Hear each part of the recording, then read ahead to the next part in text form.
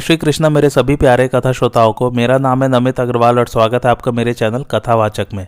पिछली कथा में हम लोगों ने शल्य और शकुनी के वध के बारे में पढ़ा था।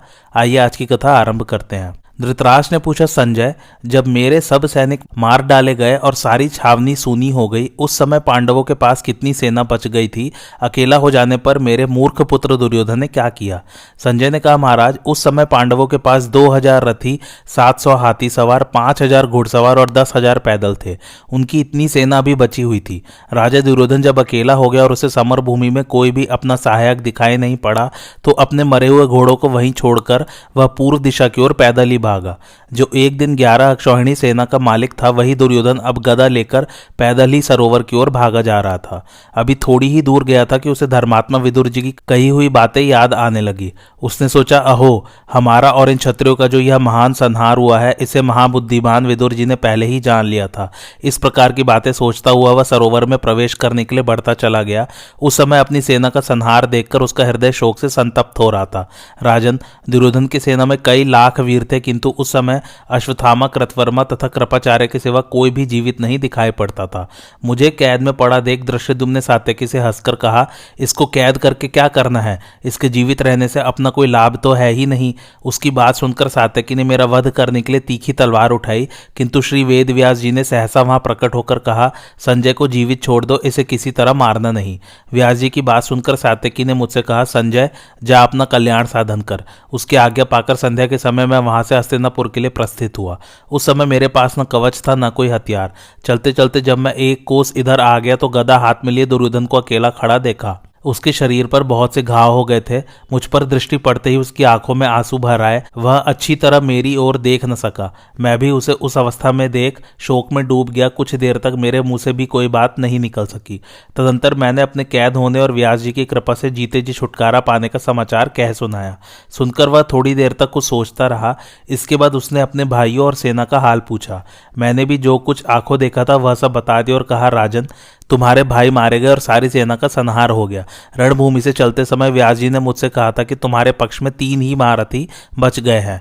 यह सुनकर उसने कहा, संजय, तुम प्रज्ञा चक्षु महाराज से जाकर कहना कि आपका पुत्र दुर्योधन उस महासंग्राम से जीवित बचकर पानी से भरे सरोवर में सो रहा है। वह बहुत घायल हो चुका है। यो कहकर दुर्योधन ने उस सरोवर में प्रवेश किया और माया से उसका पानी बांध दिया। इसके बाद कृपाचार्य, अश्वत्थामा और कृतवर्मा भी उधर ही आ निकले। इन तीनों महारथियों के घोड़े बहुत थक गए थे। मेरे पास आकर उन्होंने कहा, संजय, सौभाग्य की बात है कि तुम जीवित हो। फिर वे लोग आपके पुत्र का समाचार पूछते हुए बोले, संजय, क्या हमारे राजा दुर्योधन जीवित है? तब मैंने उन लोगों से दुर्योधन का कुशल समाचार बताया तथा दुर्योधन ने मुझे जो संदेश दिया था वह भी कह सुनाया और वह जिस सरोवर में घुसा था उसे भी दिखा दिया। मेरी बात सुनकर वे महारथी थोड़ी देर तक वहां विलाप करते रहे, किंतु पांडवों को रण में खड़े देख वहां से भाग चले। उन्होंने मुझे भी कृपाचार्य के रथ पर बिठा लिया। फिर सब लोग छावनी पर आ गए। सूर्यास्त निकट था। छावनी के पहरेदार घबराए हुए थे। आपके पुत्रों का मरण सुनकर वे सब एक साथ रो पड़े। तदंतर स्त्रियों की रक्षा में नियुक्त हुए वृद्ध पुरुषों ने राज्य रानियों को साथ लेकर नगर की ओर प्रस्थान करने का विचार किया। बेचारी रानियां पतियों के मरण का समाचार सुनकर कुर्री के समान विलाप करने लगी। वे हाय हाय करती हुई हाथों से सिर और छाती पीटने लगी। उनका करुण क्रंदन चारों ओर फैल गया। राजमंत्री व्याकुल हो उठे। उनका गला भर आया। वे रानियों को साथ लेकर नगर की ओर प्रस्थित हुए। साथ में रक्षा करने के लिए छड़ीदार सिपाही भी थे। रक्षा करने वाले सिपाही रथ पर बैठकर अपनी अपनी स्त्रियों को साथ ले नगर की ओर जा रहे थे। राजमहल में रहने पर जिन रानियों को सूर्य भी नहीं देख पाते थे, उन्हें ही नगर को जाते समय साधारण लोग भी देख रहे थे। उस समय ग्वाले और भेड़ चराने वाले तक भीमसेन के डर से नगर की ओर भाग रहे थे। उस भगदड़ के समय युयुत्सु शोक से मूर्छित हो मनी मन सोचने लगा, भयंकर पराक्रम करने वाले पांडवों ने 11 अक्षौहिणी सेना के स्वामी राजा दुर्योधन को परास्त कर दिया। उसके सब भाइयों को मार डाला और भीष्म एवं द्रोण जैसे कौरव वीर भी मौत के घाट उतर गए। भाग्यवश केवल मैं बच गया हूं। दुर्योधन के मंत्री रानियों को साथ लेकर नगर की ओर भागे जा रहे हैं। अब उचित यही होगा कि मैं भी युधिष्ठिर तथा भीमसेन से पूछकर उनके साथ नगर में चला जाऊं। यह सोचकर उसने युधिष्ठिर और भीमसेन से अपना मनोभाव प्रकट किया। राजा युधिष्ठिर बड़े दयालु हैं। युयुत्सु की बात सुनकर वे बहुत प्रसन्न हुए और उसे छाती से लगाकर उन्होंने जाने की आज्ञा दी। तब युयुत्सु ने अपने रथ में बैठकर घोड़ों को बड़ी तेजी के साथ हाँका और राज रानियों को भी साथ लेकर नगर में प्रवेश किया। युयुत्सु को विदुर जी मिले तो उसने उन्हें सारी बातें बता दी कि कैसे दुर्योधन भाग गया। युयुत्सु की बात सुनकर विदुर बोले, बेटा यह ठीक ही हुआ है। दयालु होने के कारण तुमने अपने कुल धर्म की रक्षा की है। उस संहारकारी संग्राम से आज तुम्हें सकुशल लौटे देखकर मुझे बड़ा आनंद मिला है। अपने अंधे पिता के तुम ही लाठी के सहारे हो। विपत्ति में डूबकर दुख पाते हुए राजा धृतराष्ट्र को धैर्य देने के लिए केवल तुम ही जीवित हो। आज यहाँ रहकर विश्राम करो, कल सवेरे ही युधिष्ठिर के पास चले आना। यह कहकर विदुर जी आंसू बहाते हुए चले। उन्होंने युयुत्सु को राजभवन में भेजकर स्वयं भी प्रवेश किया। उस समय वहां नगर और प्रांत के लोग एकत्रित होकर बड़े दुख से हाहाकार कर रहे थे। वह भवन आनंद शून्य और श्रीहीन दिखाई देता था। राजमहल की यह अवस्था देख विदुर जी को बड़ा कष्ट हुआ। वे मन ही मन विकल हो धीरे धीरे उच्छ्वास लेते हुए वहां से लौटकर नगर में चले गए। युयुत्सु ने वह रात अपने ही घर में रहकर व्यतीत की। धृतराष्ट्र ने पूछा, संजय, पांडवों ने रणभूमि में जब हमारी सारी सेना का संहार कर डाला, उस समय बचे हुए महारथी कृतवर्मा, कृपाचार्य तथा अश्वत्थामा ने क्या किया और मूर्ख दुर्योधन ने कौन सा काम किया? संजय ने कहा, महाराज, धर्मात्मा युधिष्ठिर अपने भाइयों को साथ लेकर दुर्योधन का वध करने के लिए इधर उधर विचरने लगे, किंतु बहुत ढूंढने पर भी वे उसका पता न पा सके। इधर उनके वाहन बहुत थक गए थे, इसलिए समस्त पांडव अपनी छावनी में जाकर सैनिकों सहित विश्राम करने लगे। तदंतर कृपाचार्य, अश्वत्थामा और कृतवर्मा उस सरोवर पर गए जहां दुर्योधन सो रहा था। वहां पहुंचकर वे उससे बोले, राजन, उठो और हम लोगों को साथ लेकर युधिष्ठिर से युद्ध करो। या तो विजयी होकर पृथ्वी का राज्य भोगो या रण में प्राण देकर स्वर्ग प्राप्त करो। पांडवों की भी सारी सेना का तुमने संहार कर दिया है। जो सैनिक बच गए हैं वे भी बहुत घायल हो चुके हैं। अब वे तुम्हारा वेग नहीं सह सकते। हम सर्वथा तुम्हारी रक्षा करेंगे, इसलिए तुम युद्ध के लिए तैयार हो जाओ। दुर्योधन बोला, जहां इतना बड़ा नर संहार हुआ है वहां से आप लोगों को बचकर आए देख मुझे बड़ी प्रसन्नता हो रही है। अवश्य ही हम लोग शत्रु पर विजय पाएंगे, किंतु यह तभी हो सकता है जब कुछ समय तक विश्राम करके अपनी थकावट दूर कर ले। आप लोग भी बहुत थक गए हैं और मैं भी विशेष घायल हो चुका हूं। उधर पांडवों का बल और उत्साह बढ़ा हुआ है, इसलिए इस समय उनके साथ युद्ध करना मुझे पसंद नहीं है। आज एक रात यहां विश्राम करके कल आप लोगों को साथ लेकर शत्रुओं से युद्ध करूंगा। संजय कहते हैं, इस प्रकार जब वे बातें कर रहे थे उसी समय मांस के बोझ से थके हुए कुछ व्याधे पानी पीने के लिए अकस्मात वहां आ पहुंचे। उनकी भीमसेन के प्रति बड़ी भक्ति थी। वहां खड़े होकर व्याधों ने उन लोगों का एकांत वार्तालाप सुन लिया। उन्हें दुर्योधन की बात भी सुनाई दी। सब देख सुनकर उन्होंने जान लिया कि राजा दुर्योधन जल में छिपा है, उसका युद्ध करने का मन नहीं है, तो भी ये महारथी उसे उकसा रहे हैं। अब वे आपस में सलाह करने लगे। यह तो साफ जाहिर हो गया कि दुर्योधन पोखरे के पानी में आ बैठा है, अतः भीमसेन से चलकर कहना चाहिए कि दुर्योधन पानी में सो रहा है। इससे उन्हें बड़ी खुशी होगी और हमें बहुत सा धन मिल जाएगा। इस सूखे मांस को ढोकर व्यर्थ क्लेश उठाने से क्या फायदा है? यह निश्चय करके वे बड़े प्रसन्न हुए। उन्हें धन का लोभ जो था, मांस का बोझ सिर पर उठाया और छावनी की ओर चल दिए। उधर पांडवों ने भी दुर्योधन का पता लगाने के लिए चारों ओर जासूस रवाने किए थे, किंतु सबने लौटकर यही बताया कि वह कहीं भाग गया, उसका कुछ पता नहीं चलता। जासूसों की बात सुनकर राजा को बड़ी चिंता हुई। उसका पता न लगने से समस्त पांडव उदास होकर बैठे थे। इतने ही में व्याधे वहां आ पहुंचे। उन्होंने भीमसेन के पास जाकर जो कुछ वहां देखा सुना था सब कह सुनाया। तब भीमसेन ने उन्हें बहुत सा धन देकर विदा किया और धर्मराज से जाकर कहा, महाराज, जिसके लिए आप चिंता में पड़े हैं उस दुर्योधन का पता व्याधों द्वारा लग गया। वह माया से पानी बांधकर पोखरे में सो रहा है। यह प्रिय समाचार सुनकर भाइयों सहित युधिष्ठिर बहुत प्रसन्न हुए और भगवान श्री कृष्ण को आगे करके तुरंत सरोवर की ओर चल दिए। उनके साथ सोमक क्षत्रिय भी थे।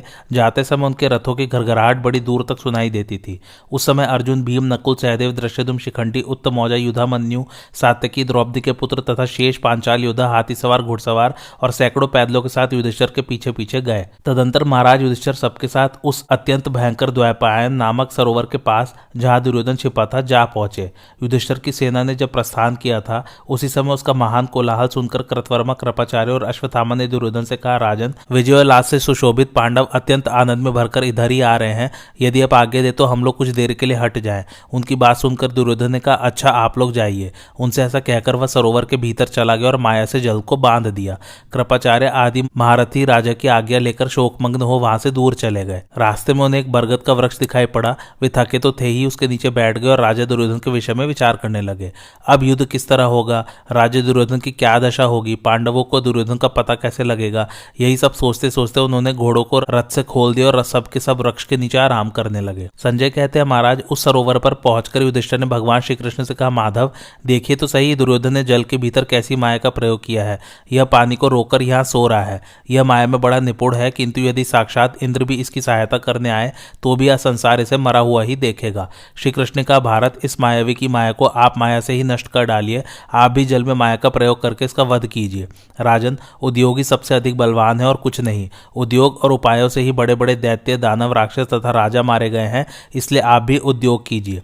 भगवान के ऐसा कहने पर युधिष्ठिर ने हंसते हंसते पानी में छिपे हुए आपके पुत्र से कहा, सुयोधन, तुमने जल के भीतर किस लिए यह अनुष्ठान आरंभ किया है? समस्त क्षत्रियों तथा अपने कुल का संहार कराकर अब अपनी जान बचाने के लिए पोखरे में जा घुसे हो? तुम्हारा वह पहले का दर्प और अभिमान कहाँ चला गया जो डर के मारे यहाँ आकर छिपे हो? अभी युद्ध का अंत तो हुआ नहीं, फिर तुम्हें जीवित रहने की इच्छा कैसे हो गई? इस लड़ाई में पुत्र, भाई, संबंधी, मित्र, मामा तथा बांधव जनों को मरवाकर अब तुम पोखरे में क्यों सो रहे हो? कहाँ गया तुम्हारा पौरुष? कहाँ गया तुम्हारा अभिमान? और कहाँ गई तुम्हारी वज्र की सी गर्जना? तुम तो अस्त्र विद्या के बड़े ज्ञाता थे, कहाँ गया वह सारा ज्ञान? अब तालाब में कैसे नींद आ रही है? भारत, उठो और क्षत्रिय धर्म के अनुसार हमारे साथ युद्ध करो। हम लोगों को परास्त करके पृथ्वी का राज्य करो, अथवा हमारे हाथों मरकर सदा के लिए रणभूमि में सो जाओ।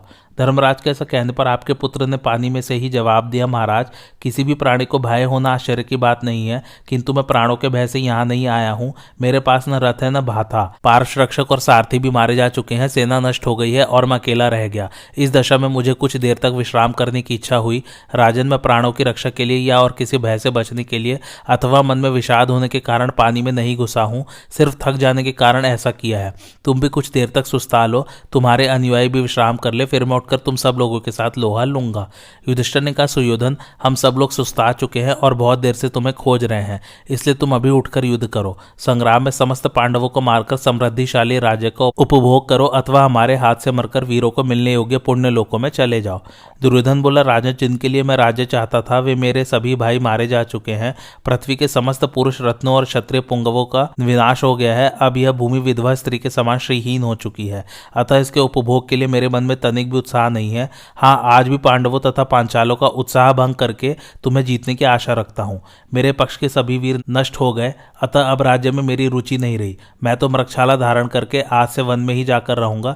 मेरे अपने कहे जाने वाले जब कोई भी मनुष्य जीवित नहीं रहे तो मैं स्वयं भी जीवित रहना नहीं चाहता। अब तुम जाओ और उस पृथ्वी का आनंद पूर्वक उपभोग करो। युधिष्ठिर ने कहा, तात, तुम जल में बैठे बैठे प्रलाप न करो। मैं इस संपूर्ण पृथ्वी को तुम्हारे दान के रूप में नहीं लेना चाहता। मैं तो तुम्हें युद्ध में जीतकर ही इसका उपभोग करूंगा। अब तो तुम स्वयं ही पृथ्वी के राजा नहीं रहे, फिर इसका दान कैसे करना चाहते हो? यह कैसी पागलपन की बात है? पहले तो सुई की नोक बराबर भी जमीन नहीं देना चाहते थे और आज सारी पृथ्वी देने को तैयार हो गए।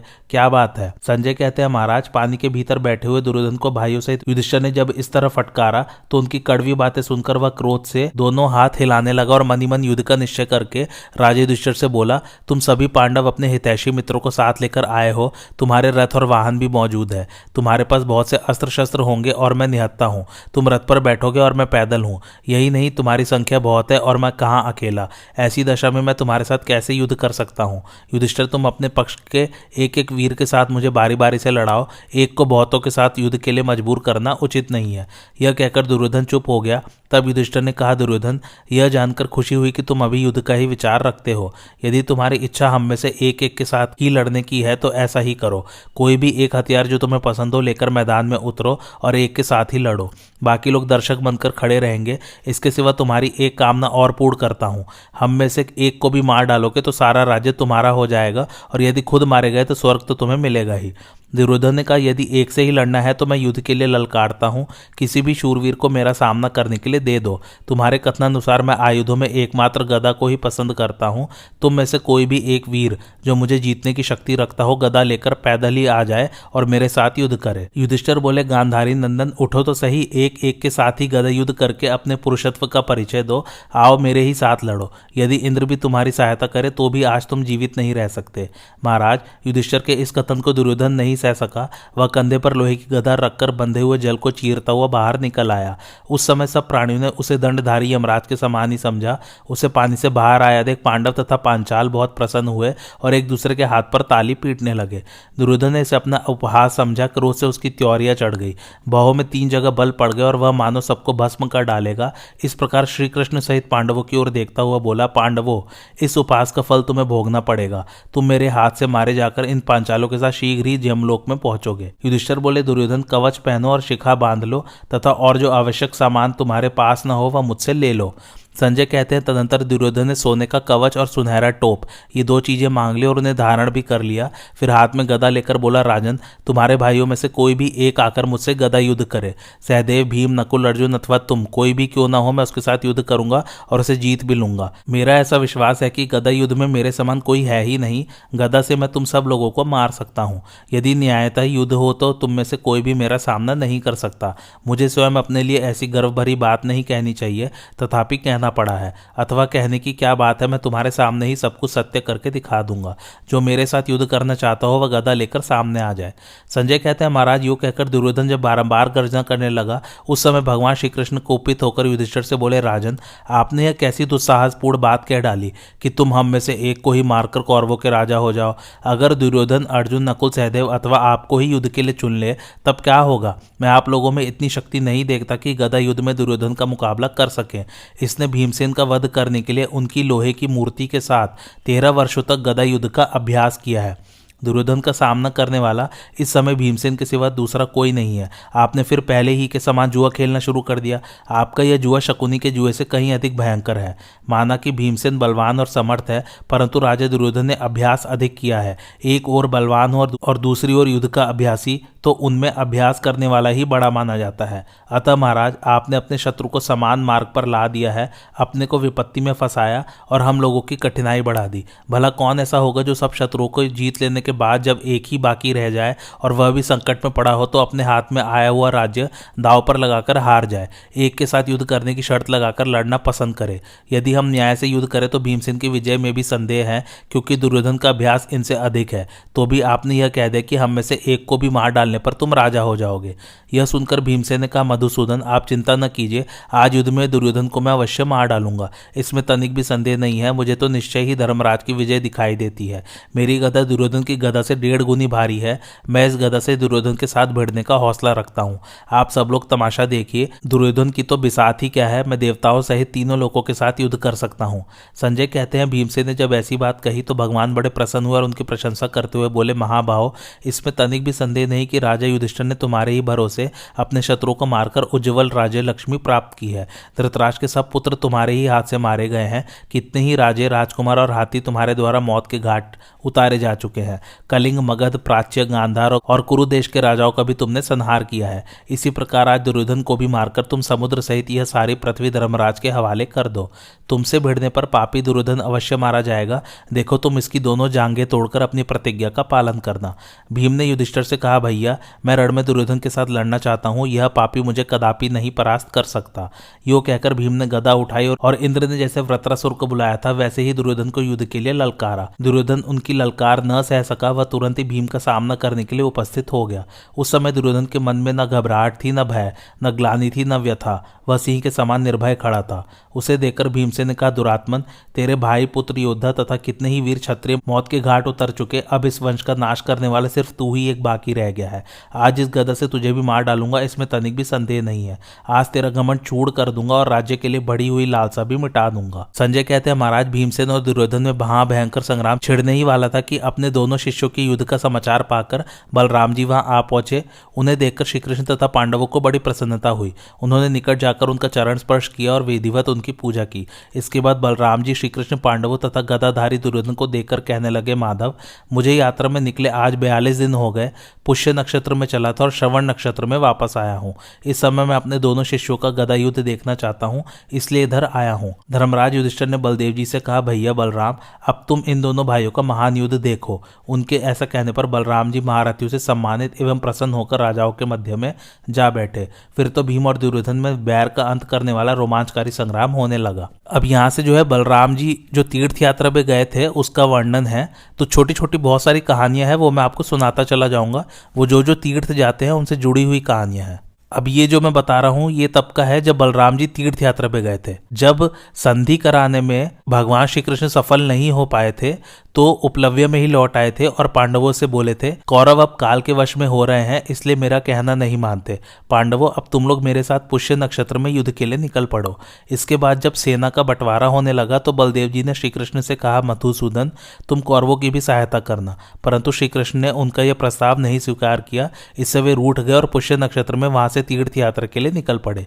रास्ते में उन्होंने सेवकों को आज्ञा दी कि तुम लोग द्वारका जाकर तीर्थ यात्रा में उपयोगी सभी आवश्यक सामान लाओ, साथ ही अग्निहोत्र की अग्नि और यज्ञ कराने वाले ब्राह्मणों को भी आदर पूर्वक ले आना। सोना चांदी, गौ वस्त्र, घोड़े, हाथी, रथ, खच्चर और ऊंट भी लाने चाहिए। इस प्रकार आदेश देकर वे सरस्वती नदी के किनारे किनारे उसके प्रवाह की ओर तीर्थ यात्रा के लिए चल पड़े। उनके साथ ऋत्विज, सुहृद, श्रेष्ठ ब्राह्मण, रथ, हाथी, घोड़े, सेवक, बैल, खच्चर और ऊंट भी थे।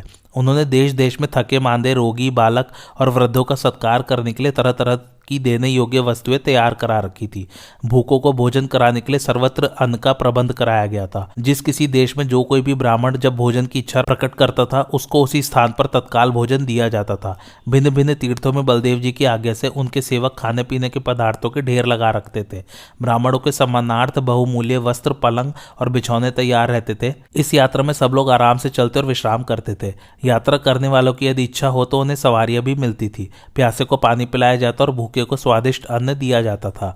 उन यात्रियों का रास्ता बड़े सुख से तय होता था। सबको स्वर्गीय आनंद मिलता था। सभी सदा ही प्रसन्न रहते थे। साथ में खरीदने बेचने की वस्तुओं का बाजार भी चलता था।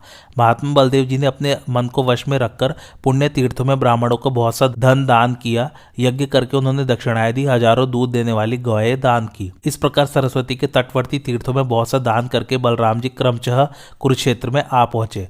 सरस्वती तट के तीर्थों का विस्तार, उनका प्रभाव तथा उनकी उत्पत्ति की पवित्र कथा मैं सुना रहा हूँ, सुनो। यादव नंदन बलदेव जी ब्राह्मणों तथा ऋषियों के साथ सबसे पहले प्रभास क्षेत्र में गए, जहाँ राजे क्षमा से कष्ट पाते हुए चंद्रमा को शाप से छुटकारा मिला तथा अपना खोया हुआ तेज भी प्राप्त हुआ, जिससे वे सारे जगत को प्रकाशित करते हैं। चंद्रमा को प्रभासित करने के कारण ही वह प्रधान तीर्थ पृथ्वी पर प्रभास नाम से विख्यात हुआ। अब ये सुनिए कि भगवान सोम को यक्ष्मा कैसे हो गया था और उन्होंने उस तीर्थ में किस तरह स्नान किया था तथा उसमें डुबकी लगाने से वे रोग मुक्त हो पुष्ट किस प्रकार हुए। ये सारी बातें मैं आपको विस्तार से बता रहा हूँ। दक्ष प्रजापति की संतानों में अधिकांश कन्याएं हुई थी। उनमें से 27 कन्याओं का ब्याह उनके चंद्रमा के साथ कर दिया गया। उन सबकी नक्षत्र संज्ञा थी। चंद्रमा के साथ जो नक्षत्रों का योग होता था उसकी गणना के लिए वे 27 स्वरूपों में प्रकट हुई थी। वे सबकी सब अनुपम सुंदरी थी, किंतु उनमें भी रोहिणी का सौंदर्य सबसे बढ़कर था। इसलिए चंद्रमा का अनुराग रोहिणी में ही अधिक हुआ। वह उनकी हृदय वल्लभा हुई। वे सदा उसके ही संपर्क में रहने लगे। पूर्व काल में चंद्रमा रोहिणी नक्षत्र के संसर्ग में अधिक काल तक रहा करते थे। इसलिए नक्षत्र नाम वाली दूसरी स्त्रियों को बड़ी ईर्ष्या हुई। वे कुपित होकर अपने पिता प्रजापति के पास चली गई और बोली, प्रजानाथ, सोम सदा रोहिणी के पास ही रहते हैं। हम लोगों पर उनका स्नेह नहीं है, अतः हम लोग अब आपके ही पास रहेंगे और नियमित आहार करके तपस्या में लग जाएंगी। उनकी बातें सुनकर दक्ष ने सोम को बुलाकर कहा, तुम अपनी सब स्त्रियों में समता का भाव रखो, सबके साथ एक सा बर्ताव करो। ऐसा करने से ही तुम पाप से बच सकोगे। तदंतर दक्ष ने अपनी कन्याओं से कहा, तुम सब लोग चंद्रमा के पास जाओ। अब वे मेरी आज्ञा के अनुसार तुम सबके साथ समान भाव रखेंगे। पिता के विदा करने पर वे पुनः पति के घर में चली गई, किंतु सोम के बर्ताव में कोई अंतर नहीं पड़ा। उनका रोहिणी के प्रति अधिकाधिक प्रेम बढ़ता गया और वे सदा उसी के पास रहने लगे। तब शेष कन्याएं पुनः एक साथ होकर पिता के पास गई और कहने लगी, पिताजी, सोम ने आपकी आज्ञा नहीं मानी, अब तो हम आपकी ही सेवा में रहेंगी। यह सुनकर दक्ष ने फिर सोम को बुलवाया और कहा, तुम सब स्त्रियों के साथ समान बर्ताव करो, नहीं तो मैं श्राप दे दूंगा। परंतु वह चंद्रमा ने उनकी बात का अनादर करके रोहिणी के ही साथ निवास किया। जब दक्ष को पुनः इसका समाचार मिला तो उन्होंने क्रोध में भरकर सोम के लिए यक्षमा की सृष्टि की। यक्षमा चंद्रमा के शरीर में घुस गया। क्षय रोग से पीड़ित हो जाने के कारण चंद्रमा प्रतिदिन क्षीण होने लगा। उन्होंने उससे छूटने का यत्न भी किया, नाना प्रकार के यज्ञ आदि किए, किंतु दक्ष के शाप से छुटकारा न मिला। वे प्रतिदिन क्षीण ही होते गए। जब चंद्रमा की प्रभा नष्ट हो गई तो अन्न आदि औषधियों का पैदा होना भी बंद हो गया। जो पैदा भी होती उनमें न कोई स्वाद होता न रस, उनकी शक्ति भी नष्ट हो जाती। इस प्रकार अन्न आदि के न होने से सब प्राणियों का नाश होने लगा। सारी प्रजा दुर्बल हो गई। तब देवताओं ने चंद्रमा के पास आकर कहा, यह आपका रूप कैसा हो गया? इसमें प्रकाश क्यों नहीं होता? हम लोगों से सारा कारण बताइए। आपसे पूरा हाल सुनकर फिर हम इसके लिए कोई उपाय करेंगे। उनके इस प्रकार पूछने पर चंद्रमा ने उन्हें अपने को शाप मिलने का कारण बताया और उस श्राप के रूप में यक्षमा की बीमारी होने का हाल भी कह सुनाया। देवता लोग उनकी बात सुनकर दक्ष के पास गए और बोले, भगवान, आप चंद्रमा पर प्रसन्न होकर शाप निवृत्त कीजिए। उनका क्षय होने से प्रजा का भी क्षय हो रहा है। तृण, लता, बेले, औषधियां तथा नाना प्रकार के बीज ये सब नष्ट हो रहे हैं। इनके न रहने से हमारा भी नाश ही हो जाएगा। फिर हमारे बिना संसार कैसे रह सकता है? इस बात पर ध्यान देकर आपको अवश्य कृपा करनी चाहिए। देवताओं के ऐसा कहने पर प्रजापति बोले, मेरी बात पलटी नहीं जा सकती। एक शर्त पर उसका प्रभाव कम हो सकता है। यदि चंद्रमा अपनी सब स्त्रियों के साथ समान बर्ताव करे तो सरस्वती नदी के उत्तम तीर्थ में स्नान करने से ये पुनः पुष्ट हो जाएंगे। फिर ये 15 दिनों तक बराबर क्षीण होंगे और 15 दिनों तक बढ़ते रहेंगे। मेरी यह बात सच्ची मानो। पश्चिम समुद्र के तट पर जहाँ सरस्वती नदी सागर में मिलती है, जाकर ये भगवान शंकर की आराधना करें। इससे इन्हें इनकी खोई हुई कांति मिल जाएगी। इस प्रकार प्रजापति के आगे होने से सोम सरस्वती के प्रथम तीर्थ प्रभास क्षेत्र में गए। वहां अमावस्या को उन्होंने स्नान किया। इससे उनकी प्रभा बढ़ गई। फिर वे समस्त संसार को प्रकाशित करने लगे। तब देवता लोग चंद्रमा को साथ लेकर प्रजापति के पास गए। उन्होंने देवताओं को तो विदा कर दिया और चंद्रमा से कहा, बेटा, आज से अपनी पत्नियों का तथा ब्राह्मण का कभी अपमान न करना। जाओ, सावधानी के साथ मेरी आज्ञा का पालन करते रहना। यह कहकर प्रजापति ने उन्हें जाने की आज्ञा दे दी। चंद्रमा अपने लोक में गए और संपूर्ण प्रजा पूर्ववत प्रसन्न रहने लगी। चंद्रमा को जिस प्रकार शाप मिला था वह सारा प्रसंग मैंने तुम्हें सुना दिया। साथ ही सब तीर्थों में प्रधान प्रभास तीर्थ का प्रभाव भी बता दिया। उस तीर्थ में स्नान करने के पश्चात बलराम जी चमसोपदेद नामक तीर्थ में गए। वहां विधिवत स्नान करके उन्होंने नाना प्रकार के दान किए और एक रात वहीं निवास भी किया। दूसरे दिन उदपान तीर्थ में गए, जहाँ स्नान करने से मनुष्य का कल्याण हो जाता है। इस तीर्थ में सरस्वती नदी का जल जमीन के भीतर छिपा रहता है। उदपान तीर्थ की उत्पत्ति और त्रित मुनि का उपाख्यान सुनिए। अब उदपान तीर्थ में पहुंचकर बलदेव जी ने आचमन किया और वहां के ब्राह्मणों की पूजा करके उन्हें बहुत सा द्रव्य दान में दिया। वहां जाने से उनको बड़ी प्रसन्नता हुई। उस तीर्थ में पहले त्रित मुनि रहा करते थे। वे बड़े तपस्वी और धर्मपरायण थे। उन्होंने वहां कुएं में रहकर ही सोमपान किया था। उनके 2 भाई थे जो उन्हें कुएं में छोड़कर घर चले गए थे। इससे उन्होंने दोनों भाइयों को श्राप दे दिया था। ये कथा सुनिए। पहले युग की बात है। 3 सहोदर भाई थे जो मुनि वृत्ति से रहा करते थे। उनके नाम थे एकत, द्वित और त्रित। वे सब वेद वेत्ता थे और तपस्या से ब्रह्मलोक में स्थान पा चुके थे। उनके धर्मात्मा पिता का नाम गौतम था। गौतम जी अपने पुत्रों के तप, नियम और इंद्रिय निग्रह से उन पर बहुत प्रसन्न रहते थे। कुछ काल के बाद जब गौतम परलोकवासी हो गए तो उनके यजमान लोग उनके पुत्रों का ही आदर सत्कार करने लगे। उनमें भी त्रित मुनि अपने शुभ कर्म और वेदाध्ययन के द्वारा पिता के समान ही सम्मानित हुए। एक दिन की बात है, दोनों भाई एकत और द्वित यज्ञ और धन के लिए चिंता करने लगे। उन्होंने सोचा, हम लोग त्रित को साथ लेकर यजमानों का यज्ञ करावें और दक्षिणा के रूप में बहुत से पशु प्राप्त करें। फिर यज्ञ करके प्रसन्नता पूर्वक सोमपान करेंगे। ऐसा विचार करके वे दोनों भाई यजमानों के पास गए और उनसे विधि पूर्वक यज्ञ करवाकर उन्होंने बहुतेरे पशु प्राप्त किए। उन सबको लेकर वे पूर्व दिशा की ओर चले। त्रित मुनि तो हर्ष में भरे हुए आगे आगे चलते थे और एकत तथा द्वित पीछे रहकर पशुओं को हाँकते जाते थे। पशुओं का वह महान संग्रह देखकर एकत और द्वित के मन में चिंता समाई कि कौन सा उपाय हो जिससे ये गाय त्रित को न मिलकर सब हमारे ही पास रह जाए। फिर वे परस्पर कहने लगे, त्रित तो विद्वान है, उसे और भी बहुतेरी मिल जाएंगी। इन गायों को तो हम दोनों ही मिलकर अन्यत्र हाँक ले चले और त्रित को अलग कर दे, उसकी जहाँ इच्छा हो चला जाए। इस प्रकार सलाह करते हुए मार्ग तय कर रहे थे। रात्रि का समय था। रास्ते में भेड़िया खड़ा था। पास ही सरस्वती के तट पर एक बहुत बड़ा कुआं था। त्रित मुनि की दृष्टि उस भेड़िए पर पड़ी। उसे देखते ही वे भयभीत होकर भागे और दौड़ते दौड़ते उसी कुएं में जा पड़े। भीतर से उन्होंने आर्तनाद किया। उनके दोनों भाइयों ने उसे सुना भी, परंतु उन्हें निकालने की चेष्टा नहीं की। भेड़िए का भय तो था ही, लोभ ने भी उन्हें अपने चंगुल में फंसा रखा था। इसलिए त्रित को कुएं में ही छोड़कर वे चलते बने। उस कुएं में पानी का नाम नहीं था, सिर्फ बालू भरा हुआ था। सब और घास और लताएं बढ़ गई थी जिनसे उसका ऊपरी भाग ढका रहता था। अपने को कुएं में गिरा देख त्रित को मृत्यु का भय हुआ। उनकी सोमपान की इच्छा अभी निवृत्त नहीं हुई थी। बुद्धिमान तो वे थे ही। सोचने लगे, इसमें रहकर मैं सोमपान कैसे कर सकता हूँ। इतने में कुएं के भीतर फैली हुई एक लता पर उनकी दृष्टि पड़ी। फिर उन्होंने बालू भरे कूप में जल की भावना करके संकल्प द्वारा अग्नि की स्थापना की। फिर अपने में होत्रत्व की और उस लता में सोम की भावना करके मन ही मन ऋग, यजु और साम का चिंतन किया। इसके बाद कंकड़ों में शिला की भावना करते हुए उस पर पीसकर लता से सोमरस निकाला। फिर पानी में घी का संकल्प करके उन्होंने देवताओं के भाग नियत किए और सोमरस तैयार करके वेद मंत्रों का तुमुल नाद किया। महात्मा त्रित की वह वेद ध्वनि स्वर्ग तक गूंज उठी। देव पुरोहित बृहस्पति जी को भी वह सुनाई पड़ी। उसे सुनकर उन्होंने सब देवताओं से कहा, त्रित मुनि का यज्ञ हो रहा है वहां हम लोगों को चलना चाहिए। वे बड़े तपस्वी है, यदि नहीं चलेंगे तो क्रोध में आकर दूसरे देवताओं की सृष्टि कर डालेंगे। बृहस्पति जी की बात सुनकर सब देवता एक साथ हो जहां त्रित मुनि का यज्ञ हो रहा था वहीं गए। वहां पहुंचकर उन्होंने उस कूप को देखा और यज्ञ में दीक्षित हुए त्रित मुनि का भी दर्शन किया। वे बड़े तेजस्वी दिखाई दे रहे थे। देवताओं ने कहा, हम अपना भाग लेने आए हैं। त्रित ने कहा, देवताओं देखो मैं किस दशा में पड़ा हुआ हूँ। यह कहकर उन्होंने मंत्र पढ़ते हुए विधि पूर्वक देवताओं को उनके भाग अर्पण किए। इससे देवता लोग बहुत प्रसन्न हुए और मुनि से बोले, आप इच्छानुसार वर मांगिए। मुनि ने कहा, इस कुएं से मेरी रक्षा करो तथा जो मनुष्य इसमें आचमन करे उसे सोमपान करने वाले की गति प्राप्त हो। राजन, त्रित मुनि के इतना कहते ही कुएं में तरंग मालाओं से सुशोभित सरस्वती नदी लहरा उठी। उसके जल के साथ ही उठकर वे कुएं से बाहर निकल आए। देवताओं ने तथास्तु कहकर उनके मांगे हुए वरदान का अनुमोदन किया। तत्पश्चात वे अपने अपने धाम को चले गए। त्रित मुनि भी प्रसन्नता पूर्वक अपने घर आए। वहां अपने दोनों भाइयों को देखकर उन्हें बड़ा क्रोध हुआ, इसलिए उन्होंने बहुत कठोर वचन सुनाकर उन दोनों को श्राप दिया। तुम लोग पशु के लालच में पड़कर जो मुझे कुएं में ही छोड़कर भाग आए हो, यह महान पाप किया है। इसके कारण तुम दोनों भयंकर भेड़िए हो जाओ और अपनी बड़ी बड़ी दाढ़ें लिए इधर उधर भटकते फिरो। तुमसे गवय, रीछ और बानर आदि पशुओं की उत्पत्ति होगी। उनके ऐसा कहते ही वे दोनों भाई भेड़िए की शक्ल में दिखाई देने लगे।